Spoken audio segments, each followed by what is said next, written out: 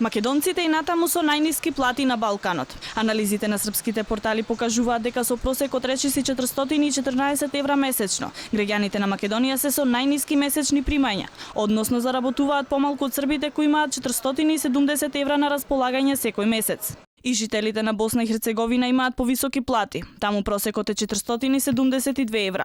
Во Црна Гора во јуни просечната плата изнесувала 516, а во Хрватска 886 евра. Убедливо невисоки плати во регионот имаат словенците со 1114 евра. Со просечна плата од 414 евра, граѓаните едва можат да ги задоволат најосновните месечни потреби. Според Сојузот на синдикати на Македонија, минималната синдикална кошница во јуни изнесувала 32.710 денари.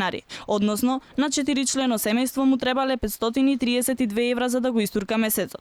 За исхрана и пијалоци се трошат 13.615 денари, за трошоци за домување 10.412 денари, за хигиена 2.307 денари и за превоз 2.408 денари. За облека и обувки се трошат 2.193 денари, за култура 1.070 денари, а за одржување на здравјето само 704 денари. Ниската куповна моќ на македонецот ја потврдува и европската статистика Евростат, која пресмета дека над 60% од македонците немаат пари за да си дозволат да одат на одмор една недела. Просечната плата во земјава во моментов изнесува 25.270 денари, а невработеноста е спуштена на 17,8%.